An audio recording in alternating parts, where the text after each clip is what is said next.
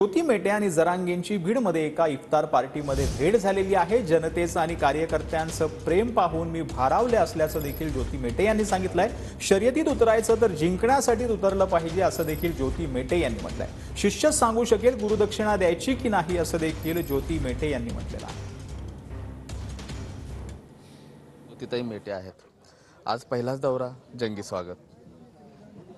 खरोखरच मी खूप भारावून गेलेली आहे। म्हणजे हे जनतेचं आणि आमच्या कार्यकर्त्यांचं प्रेम पाहून मी खूप भारावून गेले आणि जबाबदारीचं दुप्पट ओझं त्यामुळे माझ्यावरती वाढलंय।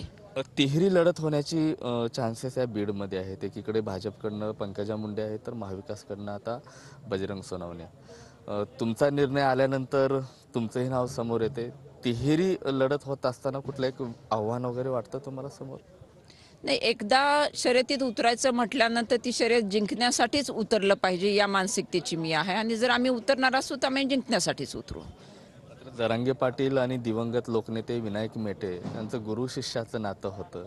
काहीतरी शिष्य गुरूंच्या पत्नींना काही द्यावं म्हणून तिथं आलं। हे शिष्य सांगू शकेल शिष्यांनी गुरुदक्षिणा द्यायची आहे किंवा नाही ते। शिष्यांकडनं तशा अपेक्षा आहेत? नाही, असं नाही म्हणता येणार, कारण कुठल्याही गुरुने शिष्याकडनं अपेक्षा करू नये या मताची मी आहे। कॅमेरा पर्सन अमित आडेसह मी महेंद्र कुमार मुधोळकर, TV9 मराठी।